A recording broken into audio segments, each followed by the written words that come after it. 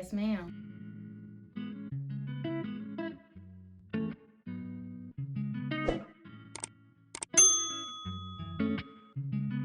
Hey y'all, hey, welcome to my YouTube channel. My name is Shay, and here on the Sunshine channel, we like to do tarot videos and other soul care videos to help us navigate this thing we call life and shine a little light. Today's video is going to be a little something different. It's going to be like a little self-care Sunday with me, Shay. Self-care Sunday with Shay. Tea time with Shine. We'll figure it out. See, we're not going to be focusing on gossip. We're going to be focusing on growth, okay? And that's all, period. I put up an Instagram post about 3 weeks ago asking people to ask me questions so I can do like a sit-in chat. Everybody said they wanted one, so here we are. And y'all know I wrote it down because I don't be remembering like nothing. But anyway, so the first one is around manifesting and visualization and what to do during the time you're waiting on your manifestation. If you're gonna manifest something, you have to be able to see it clearly. Visualization. The only way you can do that is actually knowing what it is that you want, like what that actually looks like. So for instance, let's say you want a red Tesla. You gotta know what a Tesla look like, boo. I don't know if they come in red, y'all. I'm not materialistic whatsoever, but you gotta know what it looks like. So that means you have to go on a Google search, look at that Tesla. More specific, the better if you ask me. Boom, you go from there, you let that thing go. Now, when you let it go in a sense that you don't hold on so tightly. Like you don't think about it every day and obsess over it and get to a point where you're saying negative things about it. Like you're holding on to that thing like this. How is it gonna get out? It's not. So you have to let it go. You have to just believe that it's gonna come. Have faith in the divine, have faith in, you know, your guides, angels, whatever it is you believe in, and go from there. What you're gonna do in the meantime, in between time, you're gonna work. That's it. You're going to work towards your goal. Whatever your goal is, you're going to work towards that goal. So if it is that you intend to make a certain amount of money every year so that you can afford a Tesla, that's one thing. Whatever that looks like for you, you just continue on that path and you don't obsess over when it's going to happen, how it's going to happen, blah, blah, blah. You just go. And it'll come. I promise to God it will. I've seen it myself. Me personally, I like to use vision boards. Back to visualization. I like to use vision boards. It inspires you and it keeps you going on your visualization versus discouraging you, at least in my opinion. Hold on, tea break. Yes, ma'am. Another concept that I love to talk about is the concept of you needing to be on the frequency of your manifestation. So I'm gonna give y'all an example. Let's say you want $10,000. You just want $10,000. You want a chunk of $10,000 to come to you.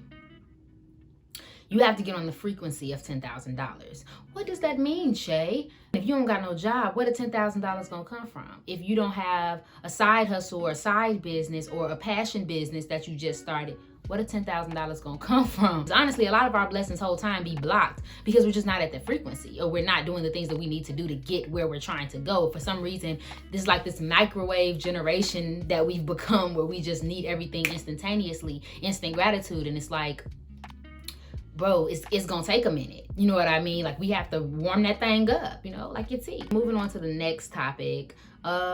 Staying true to yourself and the journey of finding your path. It's easy to say, you know, stay true to yourself, but you actually have to know who yourself is in order to do that.